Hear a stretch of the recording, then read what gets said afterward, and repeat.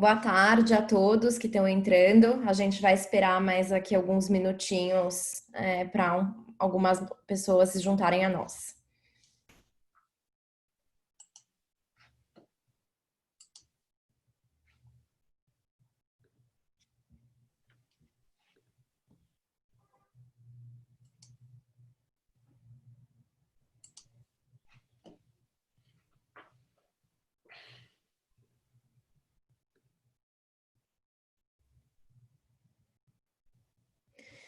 Bom, acho que a gente pode ir começando e em breve aí mais pessoas vão se juntando. Então, boa tarde a todos. Meu nome é Marina Cansado, eu sou Head de Sustainable Wealth na XP Private. E tenho aí uma missão grande aqui na XP de trazer temas cada vez mais conectados com o futuro, de trazer as discussões aí centrais, né, dessa década e das décadas seguintes, para começar a nutrir não só nossos clientes e investidores, mas também nosso ecossistema dessas reflexões, né, e desse novo olhar para o investimento, que é cada dia mais importante para que a gente garanta aí próximas décadas nas quais a gente consiga viver bem. E todo desafio também é oportunidade, né? Então a gente vê que junto com toda essa agenda 2030 e os desafios atrelados a ela, os desafios climáticos têm oportunidades relevantes de investimento. Então a gente quer se antecipar e aos poucos ir redirecionando o capital para essa nova economia, para uma economia que faça aí sentido no século XXI. Um dos temas centrais nessa conversa são as mudanças climáticas e seus efeitos reais, concretos, tangíveis, materiais, que a gente já está sentindo nos negócios e nos investimentos. Há anos atrás a gente ouvia falar, né, de mudanças climáticas e parecia algo abstrato, distante, mas acho que com a pandemia, né, e todas as reflexões decorrentes, acho que está mais claro do que nunca que esse tema precisa ser endereçado e que os investimentos, né, as possibilidades aí de geração de valor já estão sendo influenciadas seja pelos riscos climáticos, seja pelas mudanças aí na busca de uma economia de baixo carbono.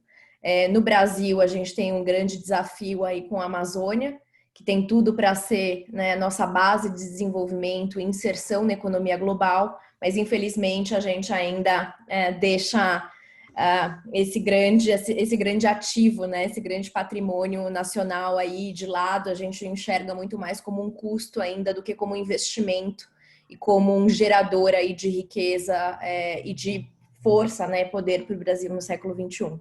Então, dado todo esse contexto, a gente resolveu criar essa série de lives que a gente deu o nome de Not Obvious, no sentido de começar a trazer para os nossos clientes e ecossistema reflexões sobre temas que afetam os investimentos, sobre temas que cada vez mais a gente vai ver aí também oportunidades de geração de valor nesses temas e setores.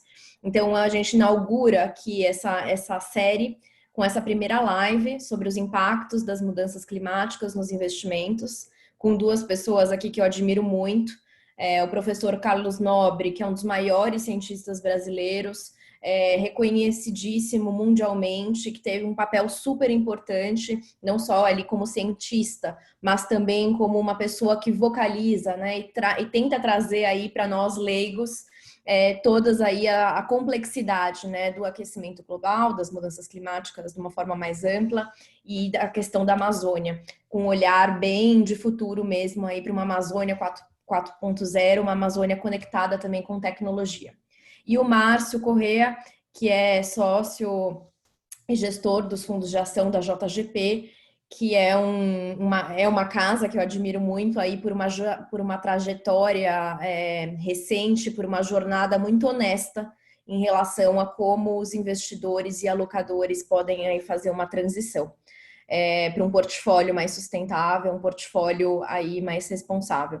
Então, eu vou ter o papel aqui um pouco de colher aí perguntas de vocês, para que a gente possa usufruir desse tempo, para de fato se aprofundar, né? Coisas que a gente vê aí nos jornais, nas revistas, mas acho que a gente ainda tem poucas pessoas que entendem de fato, né, o que a gente está falando quando a gente trata o tema mudanças climáticas. Então, esse espaço é um convite para que vocês possam aí se aprofundar, tirar as dúvidas, fazer os questionamentos. Então, eu vou estar acompanhando aqui o chat, fiquem super à vontade para fazer perguntas.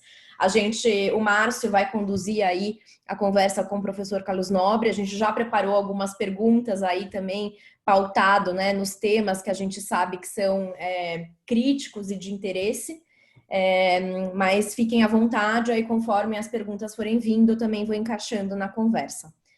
Espero que a gente aproveite bastante esse espaço e passo a bola aí para você, Márcio. Obrigado, Marina. Boa noite a todos. Muito bacana ter essa conversa com o professor Carlos Nobre aqui. A gente separou assim três grandes blocos, né? Acho que a primeira parte, professor, a gente gostaria de explorar um pouco a questão climática, né?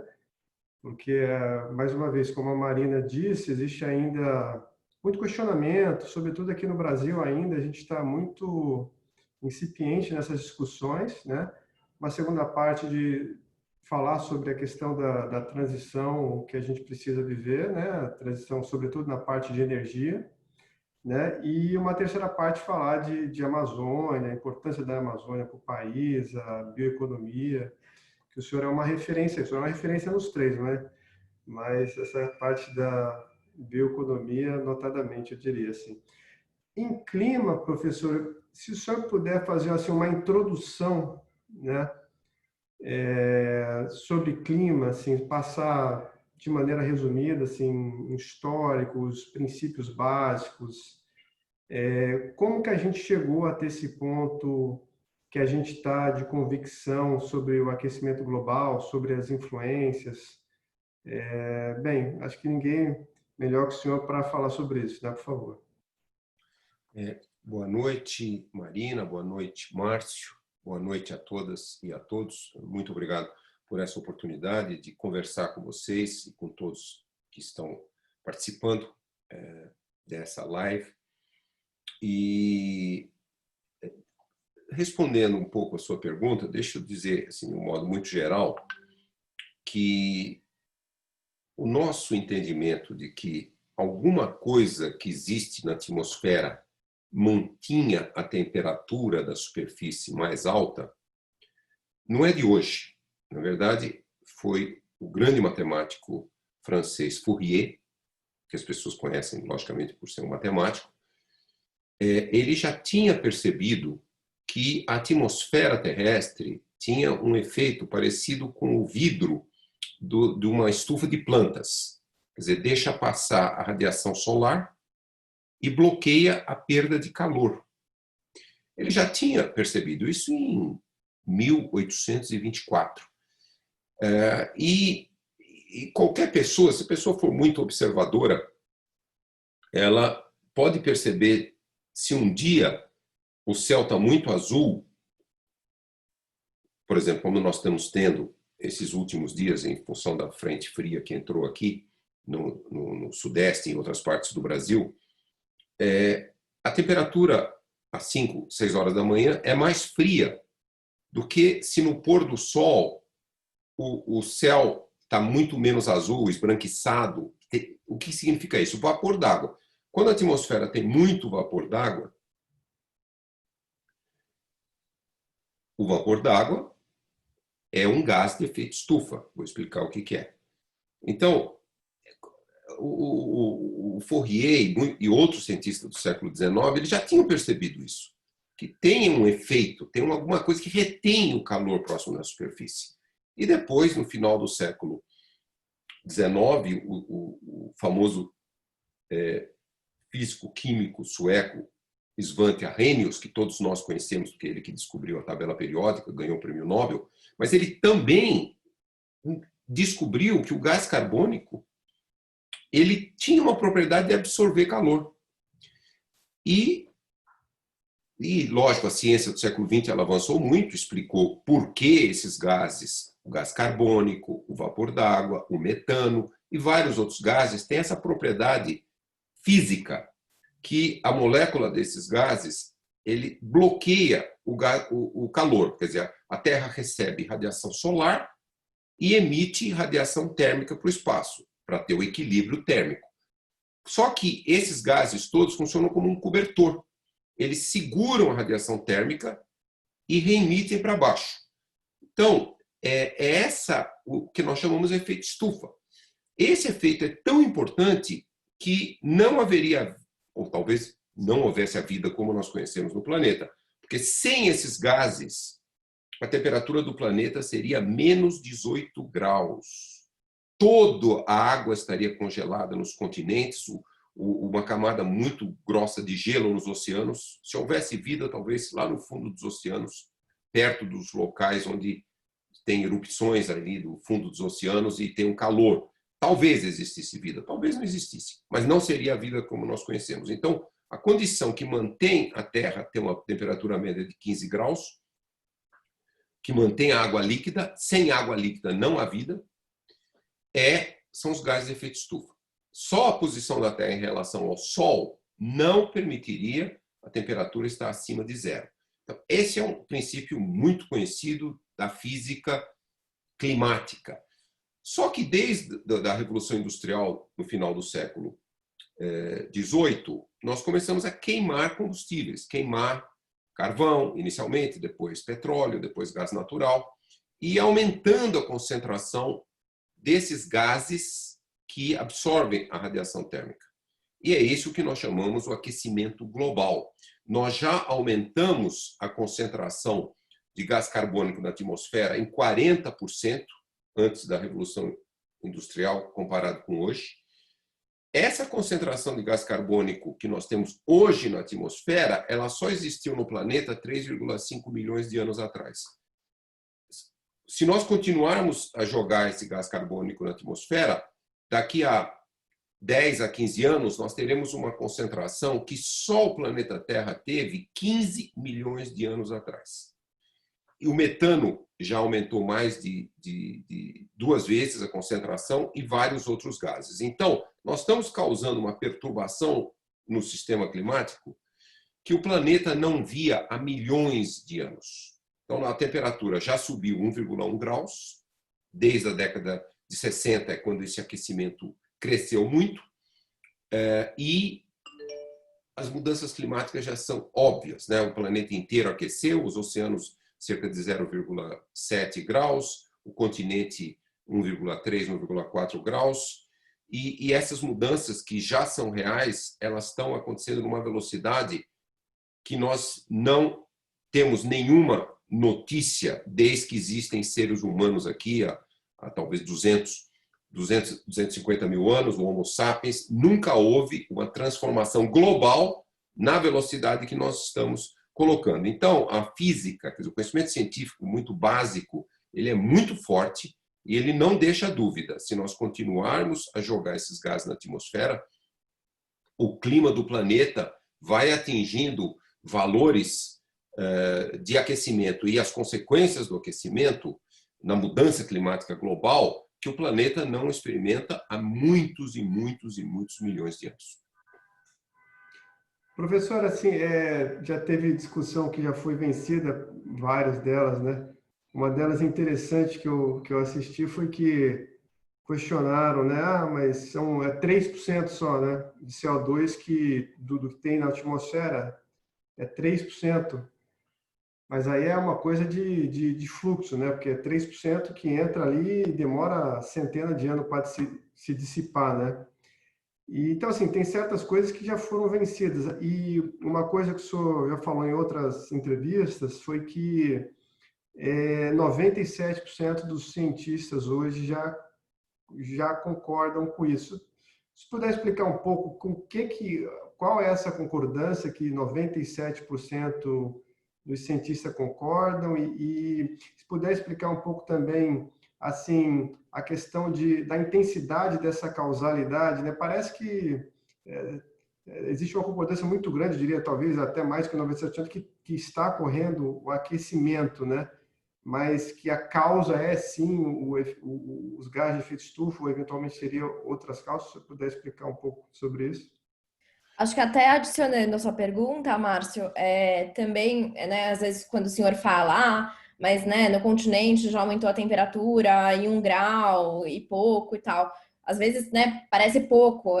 Se você pudesse explorar também, né, o que significa, né, essas variações em termos reais e concretos, seria bacana. Vamos pensar o seguinte: nos últimos 1 milhão de anos, nós tivemos períodos que a gente chama glaciação, quando tem menos gás carbônico na atmosfera e o gelo vem lá do hemisfério norte, principalmente no hemisfério norte, do Ártico, chega até o meio da América do Norte, da Europa. Então, nesse período máximo de glaciação, as temperaturas caem mais ou menos 5 graus na média do planeta. E o clima, num período de glaciação, é totalmente diferente. É totalmente diferente. A vegetação, os ecossistemas, totalmente diferentes. Eles respondem a um clima muito diferente. Um clima com menos gás carbônico na atmosfera e um clima mais frio. As circulações atmosféricas todas mudam, porque as circulações atmosféricas elas existem em função do clima naquele momento. Então, só que esse período de glaciação, os últimos 4 ciclos glaciais foram ciclos de 100 mil anos. Então, a gente tem 100 mil anos, 20 mil anos aproximadamente é o período interglacial, é o período que nós estamos vivendo agora, e 80 mil anos é um período que entra na glaciação, vai caindo, e o pico do frio é no fim desse período de 80 mil anos. E 20 mil anos atrás, nós tínhamos uma temperatura 5 graus mais fria no planeta como um todo. Levou 10 mil anos para sair e entrar no interglacial que nós estamos agora. Então, nós tivemos um aumento da temperatura 5 graus em 10 mil anos. Aí os sistemas vão se adaptando. Os sistemas vão se adaptando, os ecossistemas, florestas, vão se adaptando lentamente e conseguem se adaptar ao novo clima. O que nós estamos fazendo agora é uma mudança muito abrupta, né? Nós já, veja bem, então foram 5 graus de aquecimento entre o pico da glaciação e o período da interglaciação em 10 mil anos. 5 graus em 10 mil anos. Nós já estamos com 1,1 graus em um pouco mais de 100 anos. Então, nós estamos numa velocidade que é tipicamente 50 vezes, e os sistemas todos nunca viram, pelo menos por dezenas e dezenas de milhões de anos, mudanças tão rápidas em nível global.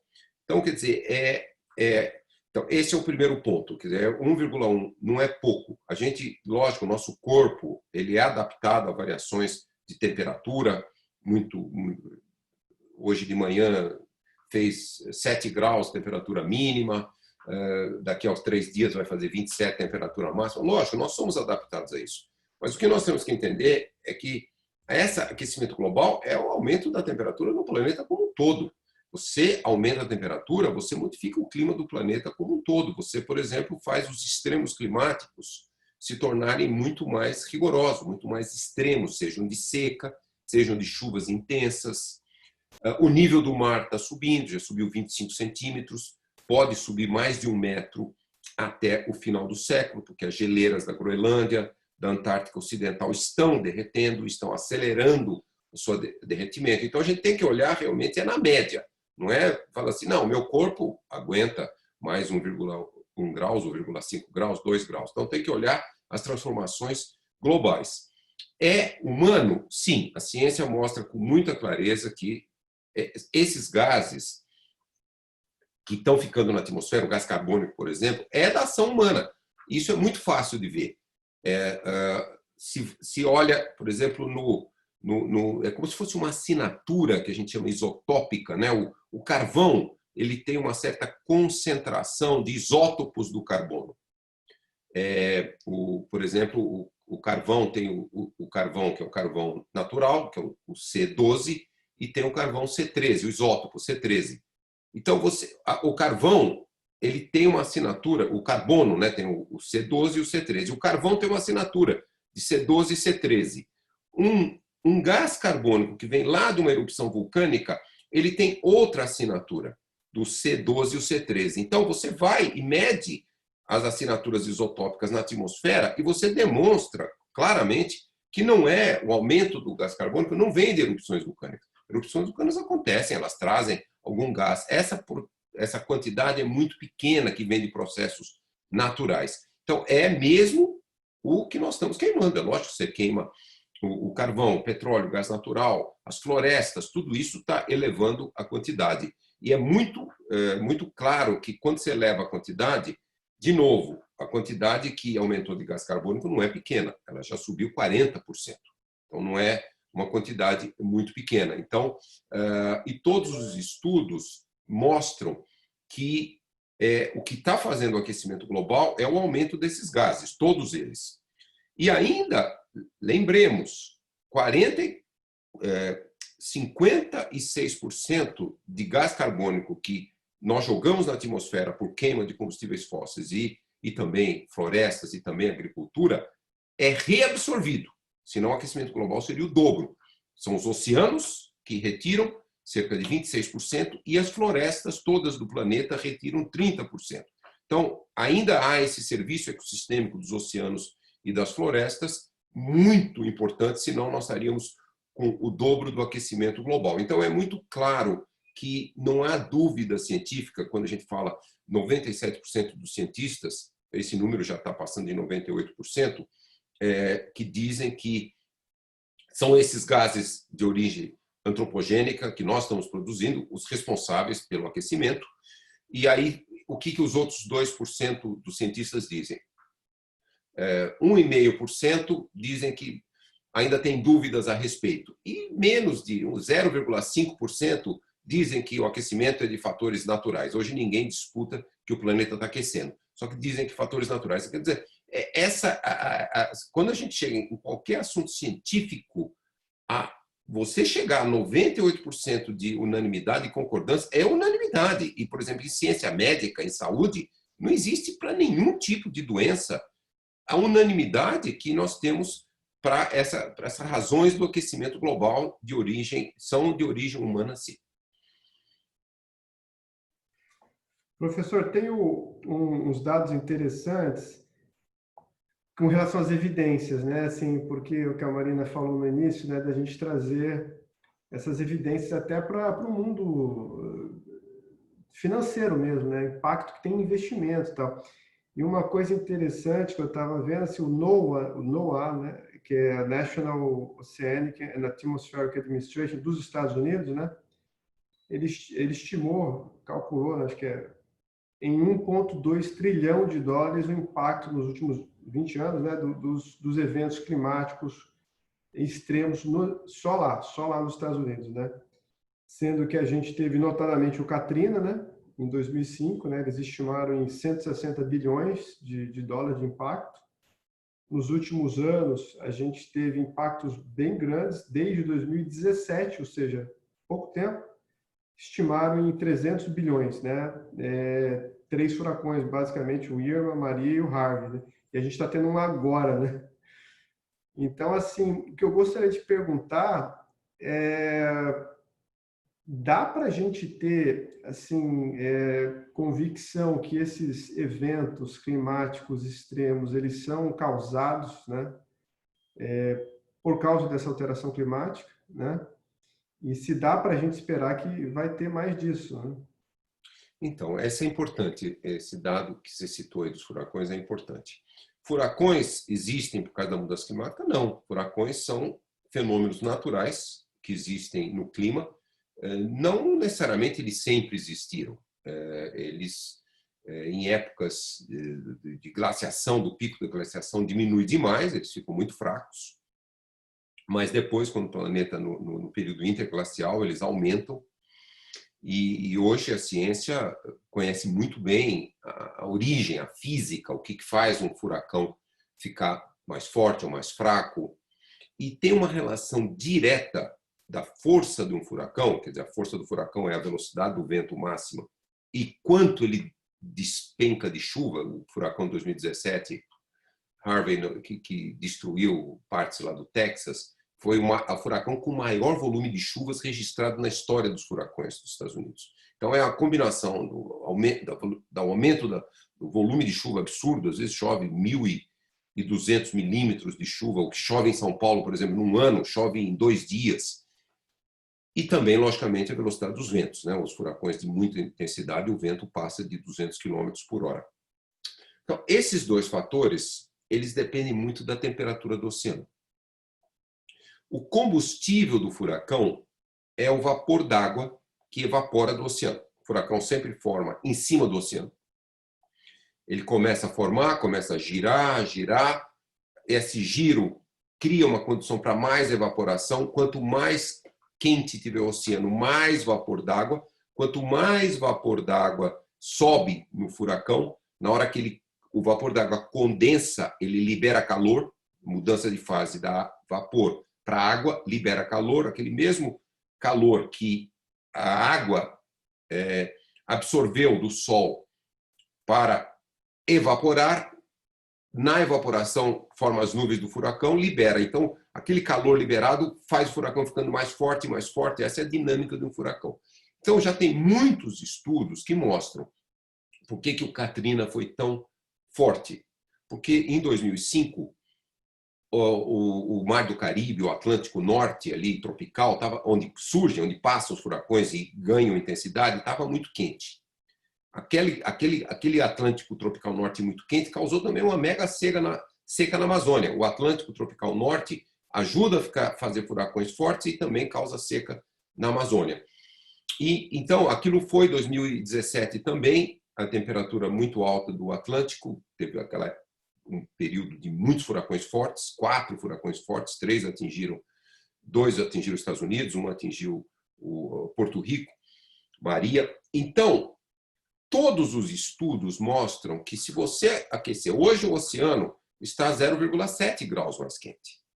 E muitos estudos mostraram qual teria sido a intensidade do Katrina, do Harvey, do Maria, etc., se nós não tivéssemos aquecimento global, com 0,7 graus a menos. Muito menos intenso, muito menos intenso. Ainda que você pudesse ter um furacão de máxima intensidade, mesmo com aquecimento global, que a gente chama de furacão de intensidade 5, podia, já aconteceu no passado, mas era muito raro. Então, o que o aquecimento global faz? Ele torna aquele fenômeno super raro, que era um furacão de intensidade 5, comum.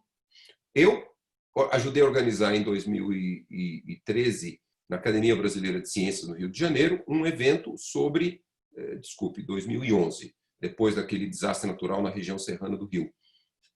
Um evento sobre desastres naturais aqui no Brasil. E convidamos 2 empresas de resseguro, a Swiss e a Munich. Eles vieram, e essa cientista da Munich deu uma bela explicação, e ela falou, olha, ela mostrou os dados, e ela falou assim, 2 Katrinas por década derruba a indústria de seguros em toda a costa americana. Quer dizer, 2 Katrina, não tem mais jeito de segurar as propriedades, tudo, porque a indústria toda foi construída em cima de um furacão da intensidade do Katrina acontecendo uma vez a cada 30 anos. Se começar a acontecer uma vez por década, e 2017 também derrubou a indústria de seguros também, aquele ano, né? E uma grande parte desse valor que você citou, 300 bilhões de dólares, ele não era assegurado, né? Então, o governo americano que acabou assistindo as populações afetadas. Então, quer dizer, é só para lhes dar uma ideia do impacto econômico. Esses extremos, toda a construção que nós fizemos de várias indústrias, da agricultura, da infraestrutura, você faz uma estrada, um porto, um monte de coisa, você faz em cima do que é o tipo, quantos eventos extremos acontecem, de quanto em quanto tempo. Então, você pavimenta uma rodovia e supõe que num lugar que não tem muita onda de calor. Agora começa a ter onda de calor.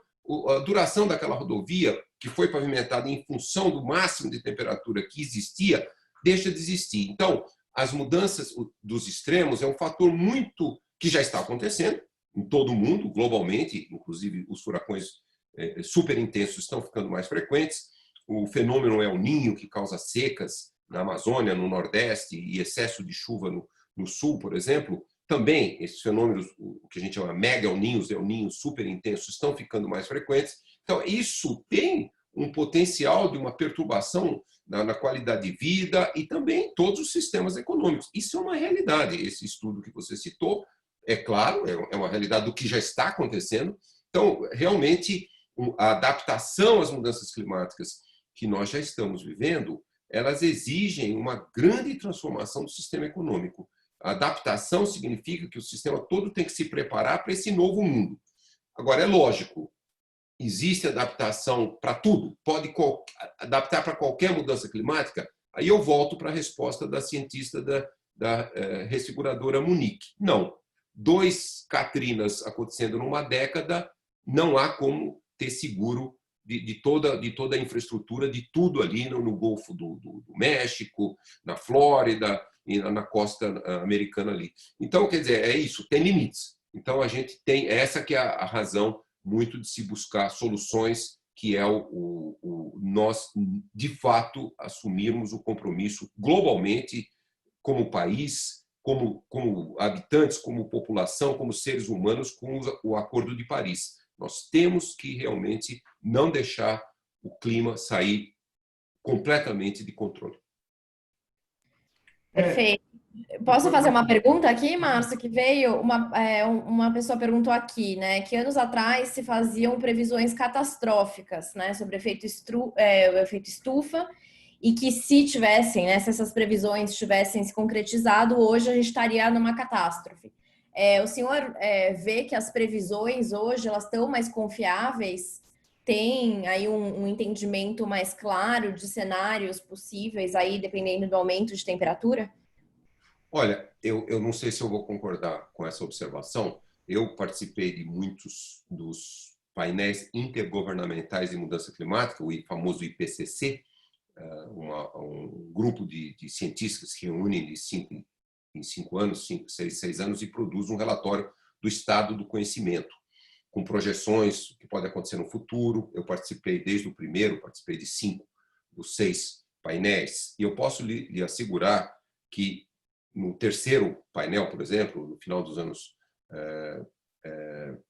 começo dos anos 2000, 2003, nós éramos otimistas. Quando naquele painel, a gente fazia projeções futuras, coisas que já estão acontecendo hoje, nós projetávamos que ia acontecer lá por 2050. Então, eu acho que é ao contrário da observação. Lá atrás, pelo menos um painel dos cientistas. Eu estou falando aqui um painel que reunia o melhor da ciência mundial e consensual, tinha que ter consenso para fazer todas as afirmações. Dou um exemplo simples. Lá naqueles primeiros painéis, nós dizíamos que o desaparecimento do gelo flutuando em cima do Oceano Ártico era uma coisa para o século 22. Porque parecia uma... A gente já via sinais, né? A temperatura do Oceano Ártico aumentando, do ar, do mar, mas era uma coisa para o século 22. Hoje, se nós não tivermos sucesso no Acordo de Paris, em 2060, 2070, não haverá mais gelo no Oceano Ártico no pico do verão do hemisfério norte. Então, nós estávamos equivocados, não equivocados, nós fizemos uma projeção conservadora. Então, as projeções hoje, elas dizem, se continuar o aquecimento na taxa que está, desaparece. Os furacões extremos, como esses de 2017, furacões na categoria 4 e 5, no início desses estudos, se projetava na segunda metade do século. Nós já estamos vendo vários extremos de secas, de chuvas intensas, a velocidade que o mar está aumentando, se projetava que essa velocidade, que chega a ser entre 3 e 5 milímetros por ano, era uma coisa para a segunda, isso lá atrás, na década de 90, para a segunda metade desse século. Já estamos observando a velocidade que está derretendo o gelo na Groenlândia, no IPCC, terceira avaliação, se dizia que o gelo na Antártica era super estável. Só ia começar realmente a derreter e se desestabilizar na segunda metade, até no século 22. Já está se desestabilizando hoje. Então, eu digo o seguinte, se a gente olhar os relatórios do IPCC, eu não vou falar de qualquer outra opinião, mas se a gente olhar os relatórios do IPCC, praticamente não há nenhum assunto que as projeções do primeiro, segundo, terceiro relatório, elas fossem precisas na escala temporal. Nós julgávamos que esses fenômenos extremos e muitas outras coisas estariam acontecendo na segunda metade do século ou no século 22. Então, vamos dizer assim, é que a palavra catastrofismo, ela está muito, às vezes, um mau uso dessa palavra. Às vezes, quando a gente usa no termo científico, é uma coisa disruptiva, talvez disruptiva seja melhor do que catastrófico. Quer dizer, às vezes é uma situação que nós nunca experimentamos no planeta enquanto humanos, enquanto homo sapiens. Quer dizer, uma coisa que, como eu falei para vocês, concentração do gás carbônico já é uma concentração que não existia há 3,5 milhões de anos. Então, é uma coisa muito, essas mudanças são muito disruptivas e nós, cientistas, às vezes usamos o termo catastrófico porque é um termo usado em ciência, mas ele não tem esse sentido popular. Agora, em alguns aspectos, o catastrofismo significa o seguinte: por exemplo, vamos supor que a gente queira manter a biodiversidade do planeta. Esse é um desejo humano. A maior parte da população mundial valoriza as espécies, quer manter a vida no planeta. Então, nos cenários de não sucesso do Acordo de Paris, nós vamos chegar no final do século com menos de 50% das espécies que vivem hoje no planeta. Então, quer dizer, aí alguém quer chamar isso de catástrofe? Não sei, pode chamar. Agora, vai ser a sexta grande extinção de espécies que o planeta já experimentou em bilhões de anos, né? Em bilhões de anos. Então, é um pouco essa, vamos dizer assim, as mudanças climáticas intensas, principalmente dos extremos climáticos, estão acontecendo antes do que nós, cientistas, havíamos projetado 20, 30 anos atrás. Perfeito. Acho que até falando aqui, né, dessa questão de disrupção ou catástrofe, uma participante perguntou aqui que Jane Goodall, não sei se fala assim o sobrenome dela, cita que temos apenas 12 anos para reverter esse quadro. Depois desse período, o dano da natureza já é irreversível. Esse período está correto ou qual que é a visão do senhor? Deixa eu complementar, Marina, essa pergunta, professor. Saíram umas notícias, circularam que o derretimento lá da Groenlândia, da calota de gelo, já teria entrado no ponto de irreversibilidade. Só complementando essa pergunta, eu queria saber se isso faz sentido ou não. Então, essa é uma questão ainda que a ciência debate muito. Eu acho, Marina, você falou o nome da cientista, Jane Goodall. Isso. Uhum. Jane Goodall é aquela famosa cientista que estudou, uma das primeiras a estudar os primatas na África. E tem aquele famoso filme, que acho que todos nós quase assistimos, que ela foi a primeira cientista a ter contato com gorilas. Quando ela era muito jovem, lembra? Um filme muito bonito, uma atriz americana, que eu esqueci o nome agora. E eu tive a chance de conhecer Jane Goodall agora na reunião do Fórum Econômico Mundial em Davos, em janeiro. Ela estava numa mesma sessão comigo, com o ex-vice-presidente Al Gore e com o presidente da Colômbia. E ela é uma pessoa, uma grande cientista mundial. E ela chama atenção, né, por esse risco. Esse número que ela tira é o seguinte: para 1,5 graus, que é o desejo manifestado no Acordo de Paris, não deixar passar de 2 graus, mas lutar muito para não passar de 1,5. Para 1,5 graus, nós já aumentamos 1,1. Nós já lançamos um monte de gás carbônico na atmosfera. Como você mencionou, Marina, o tempo de vida médio de uma molécula de gás carbônico é 150 anos. Então, se o seu carro está queimando diesel ou gasolina, todo aquele gás carbônico que está saindo ali, uma grande parte vai durar mais de 150 anos. 15% do gás carbônico que nós lançamos hoje vai durar mais que 1000 anos. Então é por isso que o problema precisa ser resolvido, porque não é uma coisa assim do tipo Covid, saiu a vacina, deixou de resolver o problema. O gás carbônico está na atmosfera e ele dura muito tempo na atmosfera.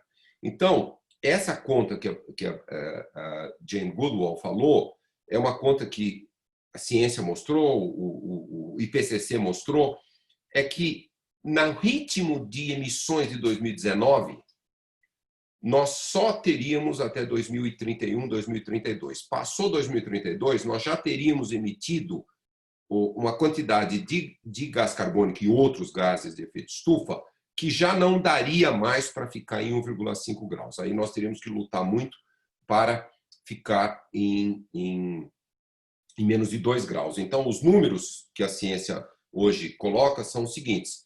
Para 1,5 graus, nós temos que zerar as emissões de todos os gases, emissões líquidas, até 2050, e na segunda metade desse século, retirar gás carbônico da atmosfera. Retirar, como você faz para retirar? Uma das possibilidades é crescer florestas. Né? Floresta, a fotossíntese, pega o gás carbônico e transforma em matéria orgânica e libera até oxigênio. E essa é o que a gente chama de solução natural. Solução mais barata, solução natural. Para 2 graus, nós precisamos reduzir em 70% as emissões líquidas até 2050 e zerar as emissões até 2100. E por isso que a doutora Goodall falou, no ritmo de 2019, passou 2031, 32, nós já teremos emitido o 1,5 ficou para trás. E ela vem chamando muita atenção a isso, até porque ela continua a vida inteira estudando os primatas das florestas tropicais da África, e, lógico, ela estudava as ameaças do desmatamento, da caça, da matança que se tinha desses animais. E agora não, já há muito tempo, ela está muito preocupada com as mudanças climáticas, porque as mudanças climáticas poderão extinguir as florestas tropicais da Amazônia e da África e do Sudeste Asiático. E aí, tudo aquilo que ela estudou, se não tiver floresta tropical, os gorilas, os chimpanzés, deixam de existir. Eles saem do seu ecossistema que eles não viverão. Eles não são... gorilas não são de outros tipos de vegetação, eles são de florestas tropicais. Perfeito. E aí até uma pessoa perguntou aqui sobre como você vê o mercado de crédito de carbono como aí um caminho, né, para, enfim, seja para compensação, seja para redução aí das emissões. Desde o início dos acordos internacionais, antes mesmo do Acordo de Paris, se criaram mecanismos, né, para mecanismos de mercado e colocar um certo valor econômico no serviço de tirar o gás carbônico da atmosfera. Então, na segunda parte do nosso debate aqui, nós vamos falar de energia, eu vou voltar na questão da energia, mas também se falou muito em como reduzir as emissões de agricultura, do desmatamento, né? Um hectare de floresta tropical tem uma quantidade muito grande de carbono armazenado na biomassa, armazenado nas raízes, no solo, e quando você desmata e queima, aquilo tudo vai para a atmosfera e complica ainda mais o aquecimento global. Então, se bolou, se pensou, e infelizmente ainda o valor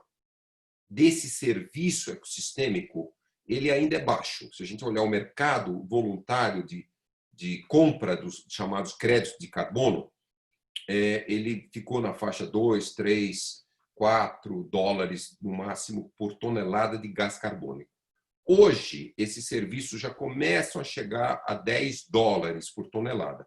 O que é isso? Isso é uma resposta do sistema econômico global. Quer dizer, se as florestas, se outros sistemas estão absorvendo, retirando o gás carbônico da atmosfera, isso tem um enorme valor econômico, porque você está reduzindo o risco, e o risco das perdas econômicas, o risco das perdas com desastres naturais, que vocês citaram muito bem esses números aí, trilhões, já passou de $1 trilhão só nos Estados Unidos, você está reduzindo riscos na agricultura de perda de safras por extremos, você está reduzindo o risco na saúde humana. Depois eu vou voltar mais na parte de Amazônia falar sobre saúde humana. Então, quer dizer, é um seguro. Então, você pagar por esse serviço ecossistêmico é um seguro. Ainda não se conseguiu um valor, o mercado ainda não valorizou esse seguro como nós, cientistas climáticos, achamos que vale.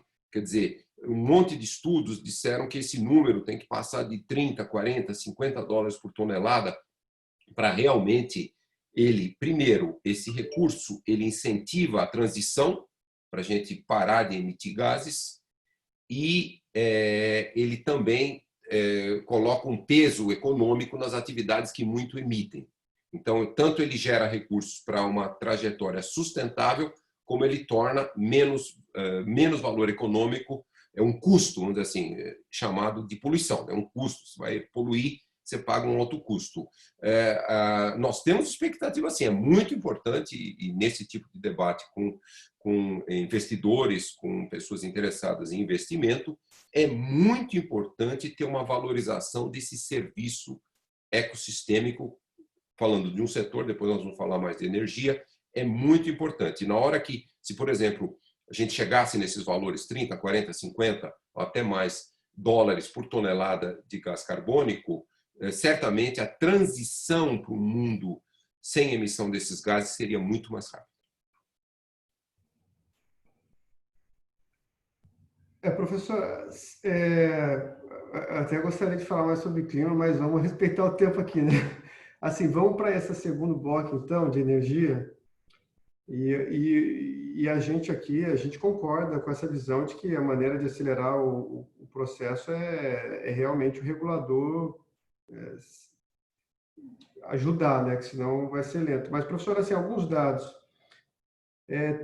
A matriz de energia elétrica hoje, né, global, 38% mais ou menos carvão, né? 23% gás natural, 16% hidro, 10% mais ou menos nuclear, aí está na casa de 8, 10% eólica e solar. Petróleo hoje já caiu muito, já é 2, 3% só. A primeira pergunta que a gente teria, sim, professor, é a seguinte: energia nuclear. O senhor já manifestou que é contrário e por dois motivos, né? Que o senhor reportou. Um era custo, né? E o outro era por risco, né? O Bill Gates, o Jeff Bezos, tem grandes investidores lá fora em energia, investindo, colocando grandes somas em energia nuclear. Um dos pontos que eles defendem é que a capacidade computacional nos últimos décadas evoluiu dramaticamente, né? Então, aquelas plantas, aquelas gerações que eles chamam de geração 1, geração 2, que foram concebidas ali no final da década de 60 e construídas na década de 70, elas são muito antigas, né? Que hoje você conseguiria ter energia nuclear tanto competitiva do ponto de vista econômico, né? Quanto infinitamente mais seguras, que acidentes como, por exemplo, Fukushima não aconteceriam, né? E que é uma indústria segura estatisticamente porque não tem quase mortes. Então, a pergunta é, por que não nuclear, na opinião do senhor? Bom, em primeiro lugar, o primeiro fator é o econômico. A energia solar e eólica e outras formas modernas, por exemplo, usar a eletricidade para fazer um combustível hidrogênio da água e de outras maneiras também, outras rotas de fazer o hidrogênio, e no futuro o hidrogênio vai se tornar um combustível limpo, que você queima o hidrogênio e produz vapor d'água, e um combustível limpo, e o preço também vai cair muito quando tiver escala, e hoje energia solar e eólica já são as mais baratas do mundo, e ainda, como você mencionou, não chega a 10% global, quando passar de 50% não tem mais competitividade. Então, olhando puramente pelo viés econômico, e também estão se buscando inúmeras soluções tecnológicas para a intermitência, já se superou totalmente o problema da intermitência, já usinas solares de concentração, chamadas usinas solares concentradoras, que elas concentram muita radiação solar. Você coloca aquilo numa salmoura, por exemplo, aquilo numa salmoura, fica aquela salmoura aquecida no subsolo da usina, e de noite você pega aquela salmoura e faz gerar vapor, e aquele vapor faz gerar a turbina elétrica e gera eletricidade. Essas soluções todas já existem e cada vez se tornam mais factíveis, viáveis. Então, quer dizer, do ponto de vista econômico, não tem jeito, porque o grande problema, mesmo que o custo do combustível nuclear, do urânio, tudo seja menor ou o que seja, e ele não é zero, o problema, o custo total da energia nuclear é quanto mais você tenta aumentar a segurança para evitar um acidente como Chernobyl, como Fukushima, mais cara ela fica. Essa é a primeira questão. Então, do ponto de vista econômico, na hora que energia solar e eólica integrada numa rede mundial, ela se tornam economicamente, não haverá competição. E já são hoje muito mais baratas. A energia nuclear é das mais caras que existem. E, aliás, é a mais cara quando a gente pensa globalmente falando. Mas a questão minha de ser também não a favor, ela tem outra dimensão. Primeiro que acreditar nessa segurança total, eu tenho dúvidas, porque depois de Chernobyl se dizia que a usina de Fukushima, que aconteceu tudo aquilo com o tsunami, ela já era da geração não a mais moderna, mas ela não era das primeiras gerações. Então, quer dizer, é um risco enorme, mas o risco maior, na minha opinião, não é nem esse. O risco maior é que, mesmo com as tecnologias modernas, o resíduo de uma usina nuclear com urânio, lógico, tem inúmeras pesquisas da fusão nuclear. Se um dia isso se tornar viável, fusão não gera resíduos radioativos. A fusão é outro departamento, é outra escala, é outra. Mas, assim, a usina nuclear, mesmo as mais modernas, por mais que eles tenham melhorado muito a tecnologia e geram hoje menos resíduos e resíduos com menor tempo de vida, ainda assim, aqueles resíduos que estão lá emitindo radiação, eles duram milhares de anos. Milhares de anos. Então, você tem que manter aqueles resíduos nas piscinas, como hoje, por milhares de anos.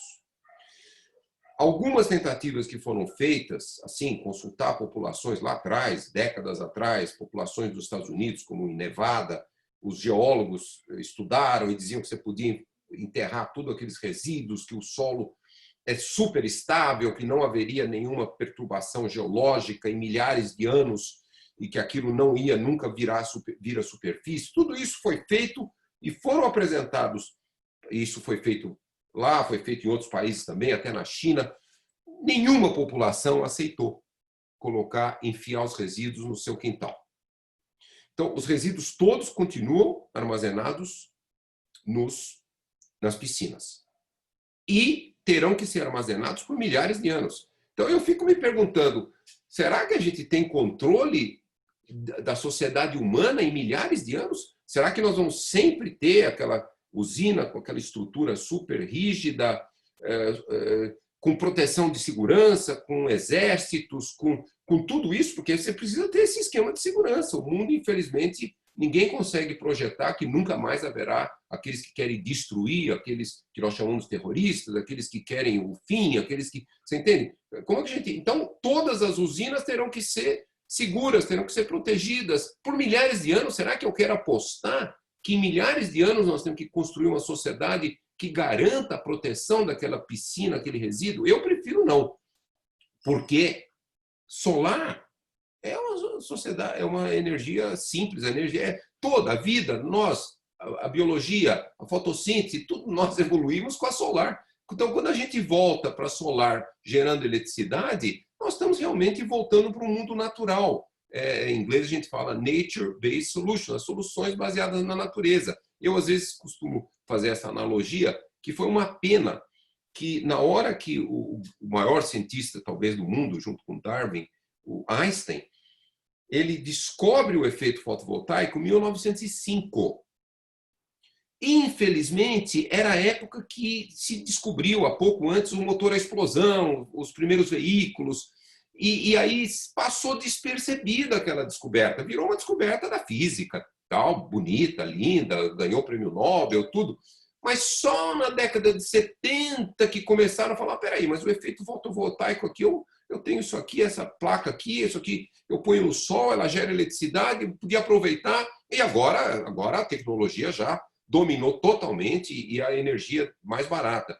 Então, quer dizer, é uma pena, porque se a gente não tivesse explodindo lá o carvão, principalmente o petróleo, na época que surgiu o motor a combustão, certamente as tecnologias de energia, a eletricidade por energia solar teria surgido lá na década de 1910, 1920, e o mundo não seria o mundo de hoje, porque a gente teria desenvolvido toda uma estrutura mundial com energia solar. Então, esse é o meu ponto, né? Assim, eu quero dizer o seguinte: se a gente tem uma forma que é mais barata, muito mais segura, às vezes os críticos a favor da energia nuclear, eles falam, mas, puxa, você tem que ter essa usina solar, ela ocupa esse espaço, ela está perturbando a biodiversidade. Olha, a quantidade, a área de uma energia, de uma usina solar distribuída, eu não estou nem falando das concentradoras, que também o futuro, elas têm um enorme futuro, mas mesmo as distribuídas, é uma fração 0,05% da área de agricultura degradada, de agricultura que está sendo abandonada. Então, quer dizer, não há justificativa. Você bota, lógico, se me perguntarem, vou fazer essa usina solar distribuída aqui, num lugar de belíssima biodiversidade, seja na Califórnia, seja no Brasil, e vamos ter que destruir toda essa floresta, esse bioma. Não, lógico que não. É que não é necessário isso, porque as áreas já que não têm ecossistemas naturais são gigantescas, são mais de 50% da superfície terrestre. Então, não há mais necessidade realmente. Então, eu acho que é esse o meu ponto. Agora, é lógico, continua a ter imensa pesquisa em fusão. Se um dia a fusão se tornar viável, aí a história muda bastante. Perfeito. Márcio, você quer fazer mais uma pergunta aqui de energia antes da gente ir para a Amazônia? Eu queria, sim. A pergunta que eu ia fazer de densidade de potência, o professor já respondeu nessa. Eu queria fazer uma sobre o etanol, professor brasileiro. Até uma tecnologia que, se eu não me engano, foi desenvolvida lá no ITA também, né? Parece que o etanol brasileiro, quando considera o que a gente chama de well to wheel, né, todo o ciclo do veículo, ele parece que ele é bem eficiente, né? Parece que ele tem uma eficiência maior até do que a dos melhores carros elétricos, assim, né? Por outro lado, a gente tem essa questão da cana, que é uma monocultura e degrada bastante o solo.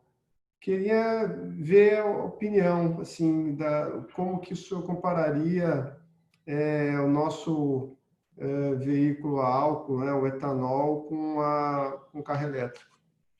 Olha, o etanol teve um papel muito importante, né?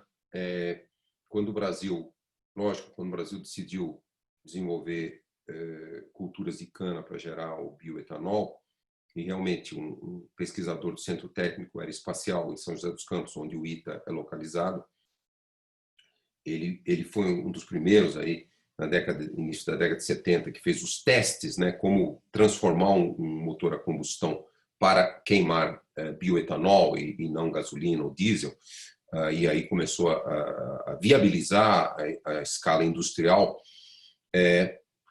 Teve um papel muito importante, né? Lógico, aquilo foi um objetivo estratégico do governo militar de tornar o Brasil menos dependente da importação de petróleo, que o Brasil era quase que totalmente importando seu petróleo, tinha pouquíssimos poços de petróleo na Bahia, e naquela época, início dos anos 70, com a primeira crise em 73, e aí o Brasil assumiu uma liderança, e cana-de-açúcar é uma gramínea tropical, ela dá muito bem em países tropicais. O Brasil também desenvolveu uma agricultura mais avançada para cana-de-açúcar, e depois o processamento, o bioetanol, e depois que a crise climática se tornou imperativa e respostas à crise climática, nós também, logicamente, nos demos conta que, vamos dizer assim, você produzir a quantidade de energia para mover um veículo e comparar o etanol, o bioetanol, com a gasolina,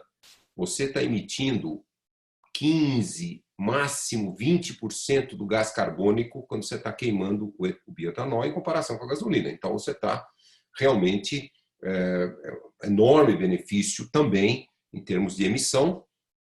O bioetanol, ele também gera uma quantidade de poluentes menor, ainda que ele gere poluentes, sim, menor do que gasolina e muito menor do que diesel.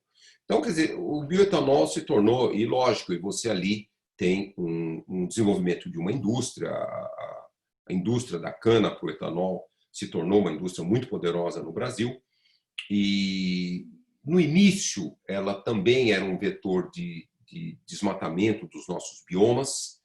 Depois ela começou a ocupar muito mais, principalmente no estado de São Paulo, as áreas abandonadas pela pecuária. A pecuária de baixa produtividade, ela se expandiu em cima de pastagens degradadas, com tecnologias mais modernas. Então, o bioetanol teve um papel importante. Quando a gente compara daqui a 3 anos, vão ser 50 anos, né, da introdução, desde 73. Então, sem dúvida, historicamente, o bioetanol deve ser comemorado e deve ser elogiado. Agora, vamos pensar no futuro.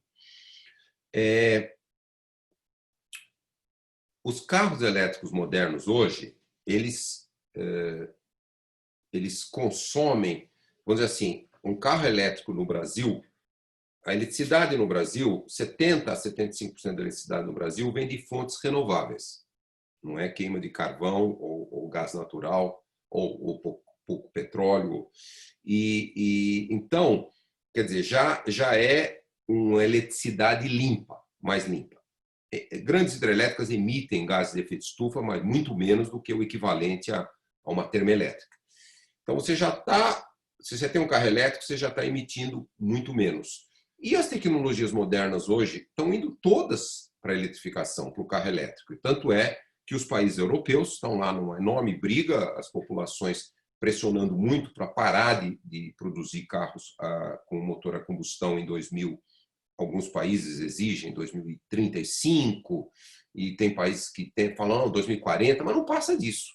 Então, nós estamos vendo o desaparecimento dos motores a combustão na indústria automobilística mundial de países desenvolvidos. A China, só para lhe dar um exemplo, ela tem 600 mil ônibus elétricos. É proibido na China ter motocicleta ou motobike que não seja elétrica.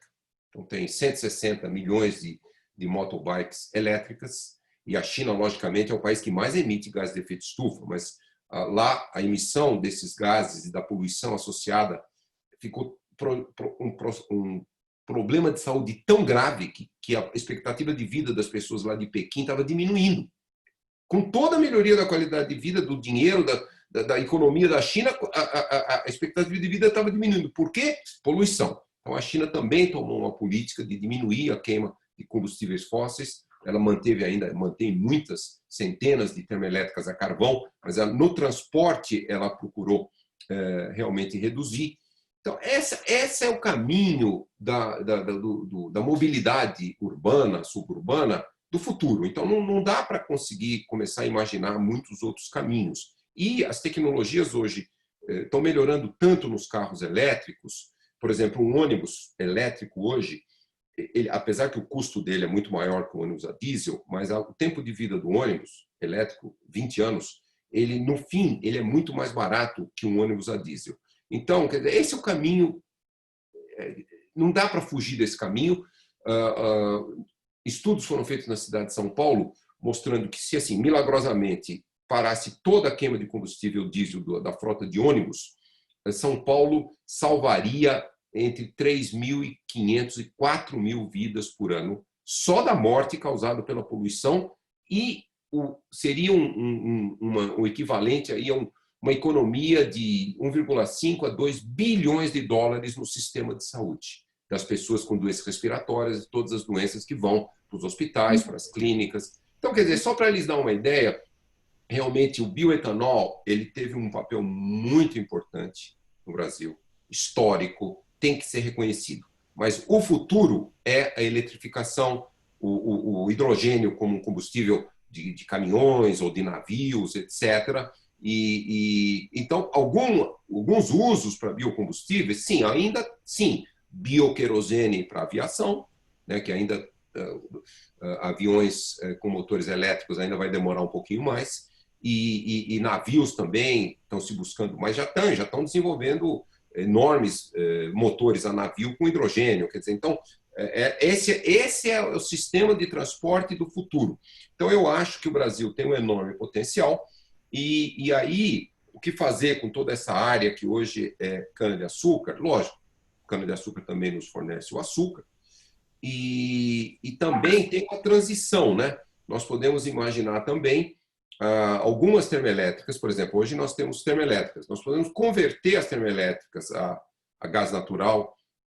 Felizmente o Brasil tem muito poucas termoelétricas a carvão, mas as termoelétricas a gás natural é facílimo convertê-las para queimar resíduos de agricultura, como já há várias no estado de São Paulo, e, portanto, você pode sim imaginar alguns locais, por exemplo, o Brasil é um país muito agrícola, então ele pegaria os resíduos agrícolas e geraria eletricidade. Então você teria também locais que você, por exemplo, complementaria locais que têm uma certa intermitência da energia solar ou da energia do vento, eólica. Você teria algumas termoelétricas em locais que precisaria ter a geração 24 horas por dia. Seria como no Brasil, felizmente, nós temos praticamente todo o território interligado com uma rede. Então, o Brasil tem soluções que até outros países, nem os Estados Unidos, têm uma rede de transmissão em todo o país. E o Brasil tem essa grande vantagem. E uma vantagem adicional do Brasil é que nós temos uma grande quantidade de termoelétricas, 70% da geração de energia elétrica hoje no Brasil é termoelétrica, e, portanto, o nosso modelo com energia solar e eólica você tem principalmente energia solar e eólica, e aí, se você, num certo momento, o vento diminuiu muito, você fica um período, 5 dias, 6 dias sem vento, uma razão meteorológica qualquer, o vento diminui. Você, naquele momento, deixa a água correr das usinas e gera a hidroeletricidade. Aí o vento voltou, você mantém a água no reservatório. Então, essa interligação da matriz brasileira, acho que o Brasil e a Noruega são os países do mundo que melhor podem usar, a Noruega também tem um potencial lá muito grande hidroelétrico, tem a hidroelétrica lá, são os países que os estudos mostram que mais poderiam interligar o potencial hidroelétrico de hoje com solar e eólica e criar um sistema independente de combustíveis fósseis. E o biocombustível, de novo, o grande potencial, e vamos falar um pouquinho mais depois na Amazônia, o grande potencial da nossa biodiversidade é muito além de simplesmente converter as moléculas biológicas em bioetanol. Realmente, a energia do futuro é solar. Até a eólica, que é muito barata, mas na segunda metade do século, todas as energias, todas as necessidades humanas para um mundo de classe média, vamos dizer assim, elas poderão ser atendidas com a energia solar. Perfeito. Não, a gente podia ficar, né, horas aqui falando de energia, enfim, de cada um desses tópicos, mas como a gente tem mais só 20 minutinhos, queria pular para a Amazônia. O senhor aí tem falado muito, né, esse conceito de Amazônia 4.0, o que a gente pode, né, de juntar de tecnologia, conhecimento e os ativos naturais da Amazônia para fazer do Brasil, de fato, um país aí com relevância, ainda mais relevância no século XXI. Então, se o senhor pudesse explorar um pouquinho aí, qual que é o papel aí da Amazônia para o mundo e para onde, né, como país, a Amazônia pode nos levar se a gente tiver aí uma visão ampliada do que é possível fazer com ela. Eu gosto de começar essa questão, responder essa questão, fazendo a seguinte pergunta, que de fato nem eu, na minha carreira, sou nascido em São Paulo e nunca tinha passado na minha cabeça até eu ir para a Amazônia e morar na Amazônia e trabalhar na Amazônia. Assim, a gente valoriza às vezes uma floresta pelo valor estético, cultural, turístico, mas a gente nunca enxergou, desde que os europeus aqui chegaram 520 anos atrás, o valor econômico. Nós nunca enxergamos o valor econômico da biodiversidade. Então, a evolução geológica, biológica, ela nos legou a maior biodiversidade do planeta. A Amazônia, a floresta amazônica, a que tem a maior biodiversidade, a Mata Atlântica tem tanta biodiversidade quanto a floresta amazônica por área, apesar que tem muito menos Mata Atlântica. As savanas tropicais, que nós chamamos Cerrado, são as savanas tropicais mais biodiversas do mundo. E a estepe savânica, que nós chamamos Caatinga, é a mais biodiversa do mundo. Então, isso foi uma construção da evolução biológica aqui da América do Sul, principalmente tropical, que nos legou isso aí. Então, os indígenas que aqui chegaram, os humanos que aqui chegaram 12 mil anos atrás, eles sempre valorizaram isso, né? As comunidades indígenas, elas usavam centenas de produtos da floresta. Eles modificaram a floresta amazônica. Eles, por exemplo, hoje que todos nós gostamos, amamos, adoramos açaí, o açaí, os indígenas foram fazendo o açaí se tornar a palmeira mais comum na Amazônia. Isso é uma antropização, mas sempre mantendo a floresta e mantendo a biodiversidade. E a gente não enxergava. Nós viemos com a mentalidade europeia, os colonos aqui, e que não tinha valor, já tinha lá a agricultura daquela época, a pecuária daquela época, mas, puxa vida, isso é 500 anos atrás. Então, a pergunta óbvia que a gente faz é a seguinte: você vai na Amazônia, corta 1 hectare, né, um campo de futebol, 10 mil metros quadrados, e substitui por gramínea para alimentar o gado. Será que naquele 1 hectare você tem milhares de espécies de plantas? Será que milhares de espécies de plantas não têm mais valor do que a Amazônia mantém lá 1,1 uma cabeça de gado num hectare? E o gado fica lá 2 anos e meio, e depois dá 150, 200 e poucos quilos de carne. Será que a floresta não tem mais valor? E é essa pergunta que eu acho que a gente tem que se fazer. E a ciência moderna, ela está mostrando com muita clareza que a biodiversidade amazônica e a biodiversidade do país como um todo tem um enorme potencial econômico. Nós estamos falando aqui de potencial do século XXI, com avançada ciência e tecnologia para explorar esse potencial, para manter a floresta, para manter a biodiversidade e assim ver um enorme valor econômico. Então, vou dar um dado simples. Açaí, que todos nós conhecemos. Eu conheci açaí, de fato, eu disputava campeonatos universitários quando eu fiz engenharia aqui no Brasil, e em 72 eu fui disputar, 1971, fui disputar um campeonato no Ceará, em Fortaleza, e um amigo cearense me levou para uma sorveteria, ali do lado do Clube Náutico, e eu vi lá na sorveteria um sorvete roxo, eu perguntei, açaí, nunca tinha ouvido falar, adorei, tomei o sorvete, depois eu trabalhei na Amazônia, e até 20 anos atrás, açaí era um de milhares de produtos que só existiam e só eram comercializados ali numa pequena escala na Amazônia. E agora, emergência global.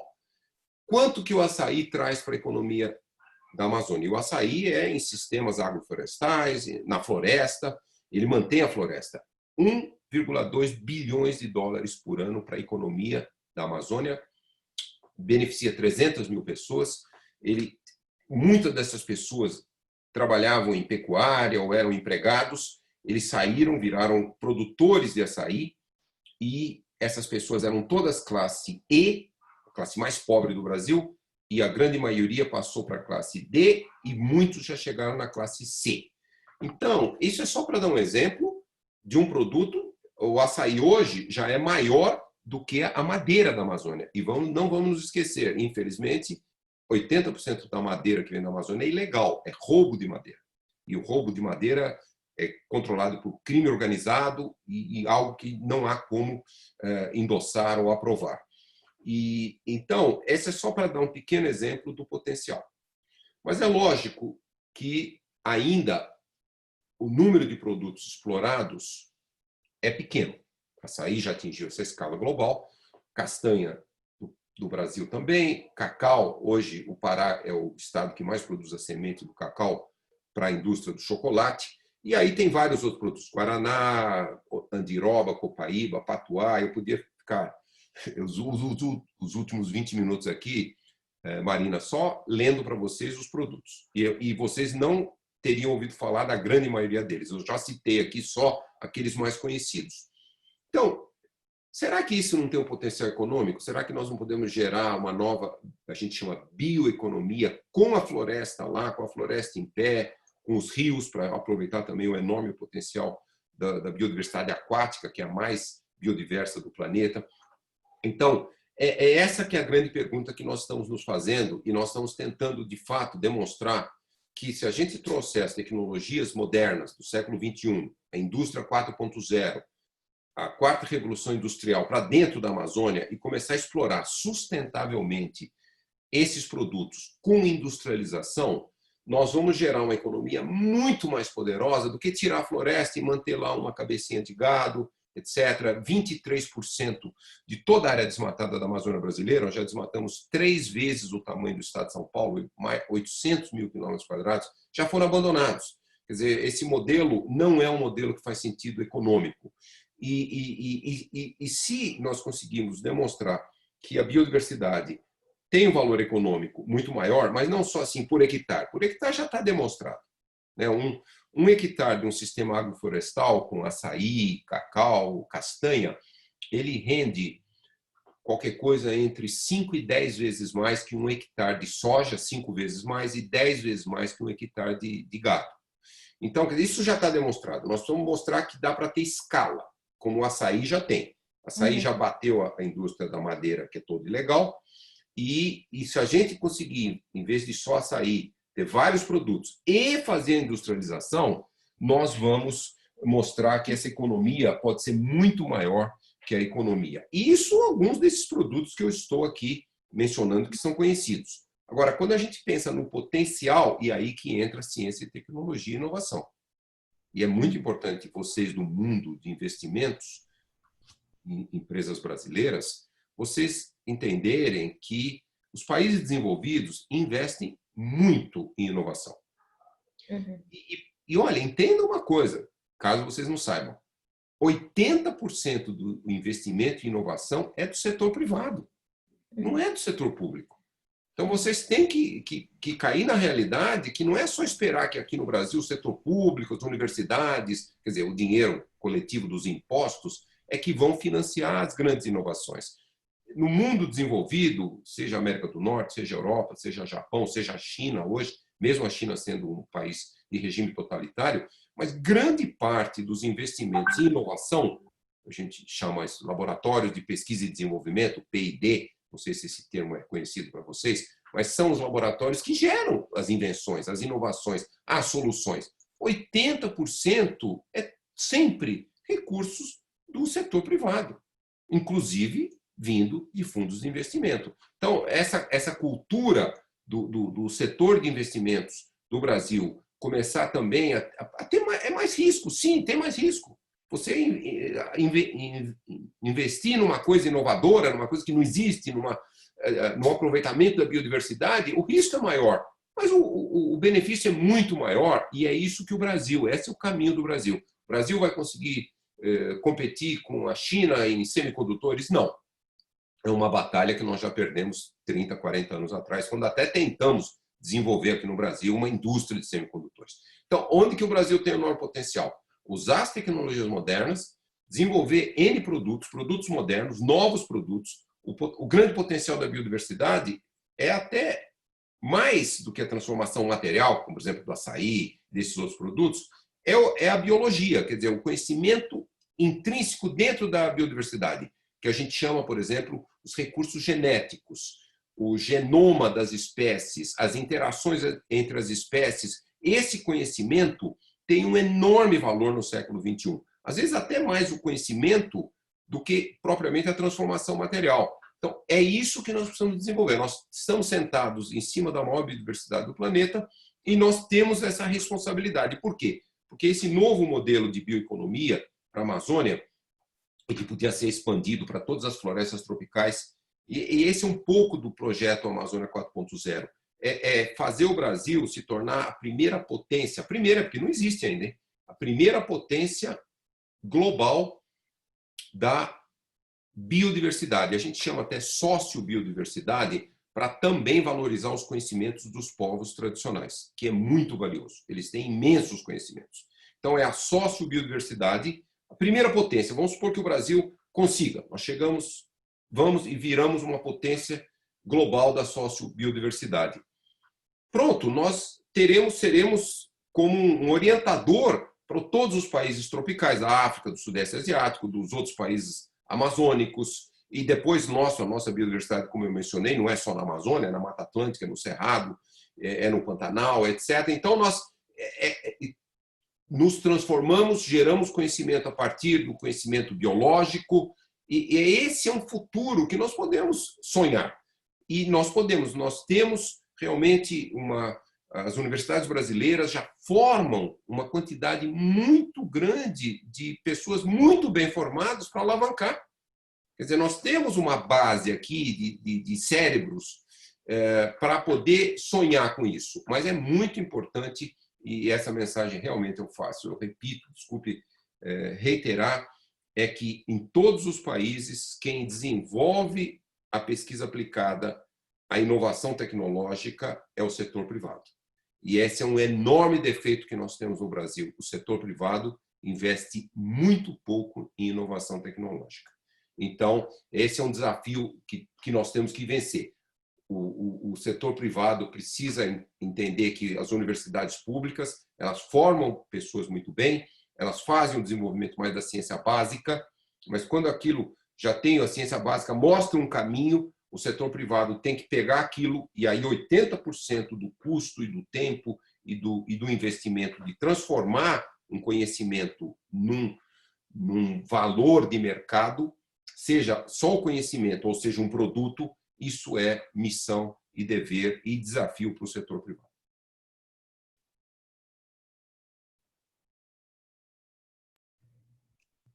Marina, Márcio, vai lá.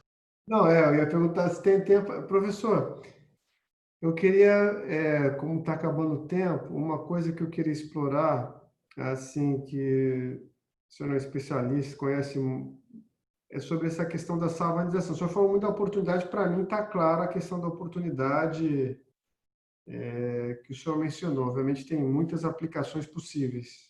Assim, eu particularmente concordo 100%. Agora, qual é o risco que a gente está correndo e não explorar, mas explorar da maneira errada, né? Que é o que está acontecendo. O senhor falou recentemente que a gente teve um processo de desmatamento que foi bem controlado, se eu não me engano, de 2004 a 2014, né? E esse processo ele piorou bastante desde 2015 para cá. Esse ano a gente está vendo agora, né, real time, né, como que está essa questão do desmatamento. E o senhor fala de um processo bastante, a questão da savanização, né, que se a gente chegasse num percentual ali de 20, 25% de desmatamento, poderíamos entrar no processo irreversível de savanização. Se eu puder falar um pouco, assim, como que se dá esse processo de irreversibilidade da savanização e quais seriam as implicações, porque eu imagino que teria implicações muito grandes para o país, né? Para a economia e social também, né? Deixa eu ligar um pouquinho, eu vou ser rápido, antes de começar a falar da savanização, deixa eu só tocar num outro assunto muito importante. A Covid-19, a pandemia, ela mostrou os riscos que a humanidade hoje corre de perturbar o equilíbrio ecológico. O equilíbrio ecológico do planeta como um todo. Então, no século XX, nós tivemos duas grandes pandemias. No século XXI, nós já estamos tendo duas por década. Duas por década. Então, essa foi a maior, a Covid-19. Perturbação de ecossistemas. Né? O coronavírus saiu do morcego, passou para o pangolim, essa é a melhor hipótese lá dos mercados de carne selvagem lá da China. O ebola vem também da floresta tropical, o HIV veio de primatas da África e assim por diante. Então, eu sempre chamo, entre aspas, assim, um pouco sorte a Amazônia não ter gerado uma grande pandemia. O risco está lá, milhares de coronavírus, de hantavírus, é o lugar que mais tem micro-organismos.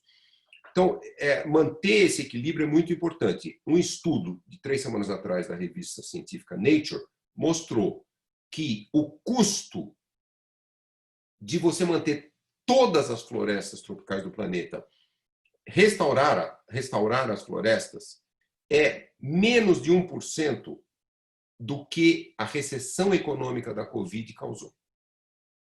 Então, se a gente não tiver cuidado, 2 pandemias por década, essa foi a maior. E com enorme sorte que o coronavírus 2, ele tem uma taxa de letalidade muito baixa. Se o coronavírus tivesse a taxa de letalidade do vírus do Ebola, nossa senhora, nós estamos falando de uma guerra nuclear no mundo. Então, é muito cuidado de não perturbar os ecossistemas globais e principalmente das florestas tropicais. Então, eu só queria mencionar isso, e nós temos que proteger e restaurar a floresta amazônica. Nós estamos vendo isso, que é o que eu chamo de savanização, e eu venho fazendo pesquisa há 30 anos, publiquei o primeiro paper mostrando esses riscos em 1990 na revista Science, e era assim, naquela época uma projeção futura, se acontecesse o desmatamento, tudo. Depois estudamos o impacto da mudança climática, do fogo, dos incêndios na floresta, tudo. E chegamos à conclusão que nós estamos muito próximos dessa savanização. Mas não é só um cálculo teórico usando um modelo matemático do clima, não. É que nós estamos vendo isso acontecer no sul da Amazônia. O sul da Amazônia, a estação seca já está 3 a 4 semanas mais longa. Veja bem, o que diferencia a floresta do cerrado? A duração da estação seca. Na Amazônia, menos que 3 meses. No cerrado, mais do que 4. Entre 4 e 6.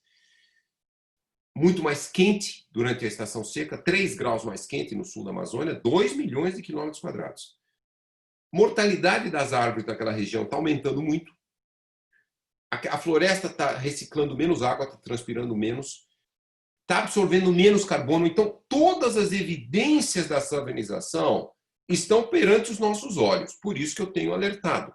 Se nós não conseguirmos, e os nossos cálculos indicam que o desmatamento não devia passar de 20% a 25%, nós estamos em 16% a 17% na Amazônia como um todo. Então, nós estamos muito próximos, 20 a 30 anos desse ponto de não retorno. Então, é por isso que nós temos defendido muito zero desmatamento, e finalmente a gente está vendo isso, e é uma notícia das melhores que eu tive até hoje, é que a gente está vendo a preocupação do mundo financeiro também, né? Como vocês sabem, vocês estão acompanhando os fundos de investimento mundiais, representando 16 trilhões de dólares, vieram e colocaram aqui para o Brasil, colocaram para outros países amazônicos. Zero desmatamento, não queremos investir em nada que leve a desmatamento. Eu tenho proposto muito restauração florestal, dessa nova bioeconomia para a Amazônia, com esses sistemas agroflorestais produzindo inúmeros produtos. Isso economicamente faz todo sentido, e também restaura a floresta e diminui o risco de desmatamento. Então, nós temos realmente alertado muito que nós estamos na beira do precipício. Realmente, se a gente continuar nessa trajetória, nós vamos se tornar... Por que é irreversível? Porque na hora que você começa a aumentar muito a duração da estação seca, ali vira savana. Aí essa savana, ela acaba tornando a floresta que está próxima dela mais seca. Aí, de novo, ali vira savana de novo. Então, esse é um processo contínuo, e estudos mostram que levaria 30 a 50 anos para 60% a 70% da floresta amazônica se tornar uma savana. E não tem mais volta, porque o novo clima seria um clima de savana dessa região. E não dá para mudar. Para mudar, teriam milhares de anos, teria que ser um processo quase que natural. Então, nós estamos muito na beira desse precipício e nós temos que agir rapidamente. E a Amazônia 4.0 é um conceito mostrando que não existe prejuízo econômico, vamos dizer assim. Você pode ter uma bioeconomia de floresta em pé, vibrante, melhorando a vida das pessoas. O sonho de todos nós é tornar o Brasil um país de classe média. Classe média só existe com indústria. Nós estamos perdendo indústrias no Brasil há 25 anos. Nós temos que sonhar qual a indústria que é o nosso potencial. O nosso potencial é a indústria da biodiversidade, indústria de aproveitar, industrialização mesmo, industrialização em todo o Brasil. Então, essas são as ideias, e nós estamos muito próximos dessa savanização, de de perder boa parte da floresta, ou a maior parte da floresta amazônica, e nós chamamos a atenção que nós temos que zerar o desmatamento. De novo, eu reitero que e é uma coisa que aconteceu nos últimos meses. Acho que quando vocês programaram essa série de debates, talvez nem ainda esse assunto tivesse atingido a preocupação mundial que atingiu. Quer dizer, os fundos todos de investimento do mundo, preocupados, vão exigir uma certificação de desmatamento zero, de restauração e também respeito aos direitos das populações tradicionais, principalmente as populações indígenas, que realmente vivem há 12 mil anos e estão no equilíbrio ecológico com a floresta, e nós temos que aprender muito com eles também, e também as empresas brasileiras, 70 empresas assinaram esse compromisso. Então, eu vou dizer para vocês, assim, me gerou um otimismo. Não vou dizer que a gente tem a solução, mas pelo menos a gente não está, pelo menos o setor financeiro, o setor produtivo moderno brasileiro, eu não vou dizer que é todo setor, não. Ainda há setores atrasados que não enxergam valor na floresta amazônica. Mas um setor mais moderno, o setor financeiro, o setor de investimentos, as indústrias modernas brasileiras começam a enxergar outros caminhos e começam a ver a necessidade dessa mudança. Vamos dizer assim, vamos tornar de novo o Brasil um protagonismo da sustentabilidade global. Nós, por muitos anos, quando reduzimos o desmatamento a menos de 5 mil quilômetros quadrados por ano, saímos de 27 mil quilômetros quadrados em 2004, reduzimos para 4.500 quilômetros e caindo rapidamente em 2012, vamos retomar essa trajetória e agora sim, agora com todas as ferramentas modernas da ciência, da tecnologia e também dos investimentos em direção à sustentabilidade. Perfeito. Bom, assim, eu queria ficar aqui mais muitas horas, mas não vai ser possível, até para respeitar, né, o tempo de vocês e do professor. Então, a gente vai precisar encerrar. Mas queria dizer que a gente gravou aqui essa sessão, vamos disponibilizar. E aí, acho que também vocês podem rever e compartilhar. Quanto mais pessoas, né, acho que compreendendo e passando a refletir sobre esses assuntos, mais a gente cria aí a massa crítica necessária para dar força, né, e para acelerar, inclusive, né, a geração de valor, não só, né, o gerenciamento dos riscos, mas a geração de valor que essas oportunidades aí que a Amazônia e transição de matriz energética e todas essas outras podem nos gerar. E acho que só uma última fala, um último ponto, que foi parte aqui de uma pergunta que veio para mim, como eu, né, investidora aqui, consigo trazer um pouco dessas preocupações e refleti-las nos meus investimentos, né? Então, a gente está vivendo aí uma grande mudança no olhar para o investimento, que vem muito puxado aí pelo acrônimo ESG, né, que são investimentos que incorporam as questões sociais, ambientais e de governança na análise, na tomada de decisão. Então, acho que a minha mensagem é que hoje nós, investidores, temos aí tipos de investimento que já trazem essas considerações, temos a possibilidade, né, de fazer os nossos screenings, ou seja, fazer as nossas seleções e dizer, né, nisso eu não invisto, ou nessa empresa eu invisto porque entendo que ela está numa trajetória aí de melhoria, ou, né, quero que o meu portfólio esteja mais exposto àqueles setores alinhados com o futuro sustentável, com o século XXI.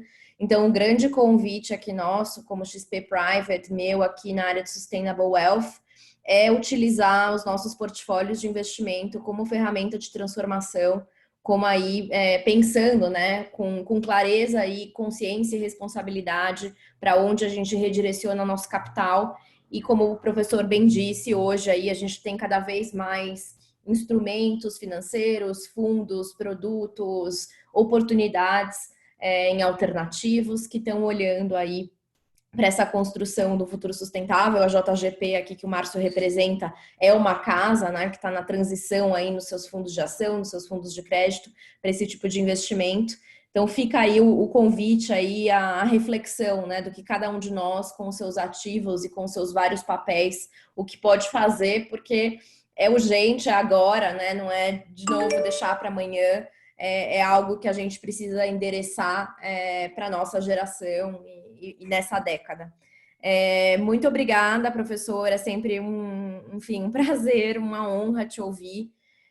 Acho que fica claro, né, o quanto a gente não sabe.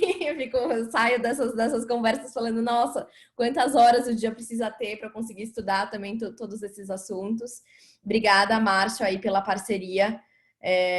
Acho que a gente está junto aí nessa jornada, né, de fazer esse mercado financeiro exercer seu papel aí de redirecionar recursos para um Brasil e para um mundo sustentável. Muitíssimo obrigado. Obrigado, boa noite. Obrigada. Boa noite, pessoal. Boa noite. Obrigada. Tchau, tchau.